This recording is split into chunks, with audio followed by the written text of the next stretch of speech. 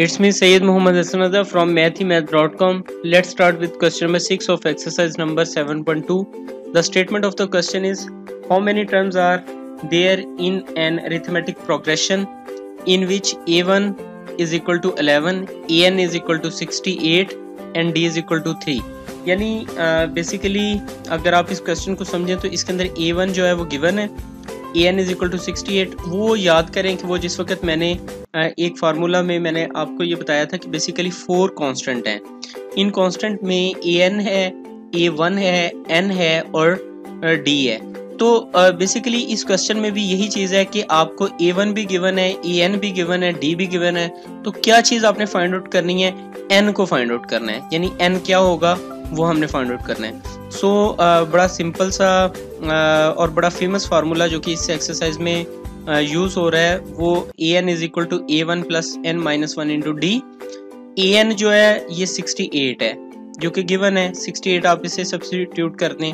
a1 जो है ये बेसिकली फर्स्ट टर्म जो है वो 11 है, आप इसे 11 पुट अप कर दें. n फाइंड आउट करना है, माइनस 1 इंटू डिफरेंस जो है वो आपके पास 3 का है. सो ये 3 आपके पास आ जाएगा.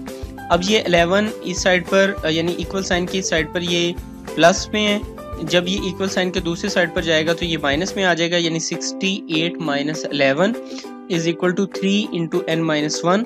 सो यहाँ 3 और n माइनस 1 मल्टीप्लाई हो रहे हैं. सो ये इक्वल साइन के इस साइड पर जाके डिवाइड हो जाएंगे. ये 68 में से 11 सब्ट्रैक्ट हुआ, ये 57 आ जाएगा. 57 ओवर 3 जो कि रिटर्न करेगा 19, यानी आफ्टर कटिंग ये 19 आ जाएगा.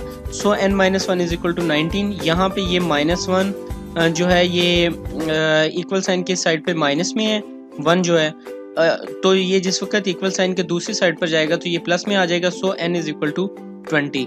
यानी n जो है वो फाइंड आउट करना था तो n जो है ये 20 आ जाएगा, जबकि हमारे पास 3 वेरिएबल अवेलेबल थे और 4th वेरिएबल जो कि n था वो फाइंड आउट करना था, जो कि आफ्टर सब्स्टिट्यूशन ये जो है ना ये 20 आ गया. अगर किसी जगह पर आपको कोई प्रॉब्लम है तो आप हमसे कांटेक्ट करें. इंशाल्लाह we will try our best to solve and to reply you in time इंशाल्लाह. Thank you very much.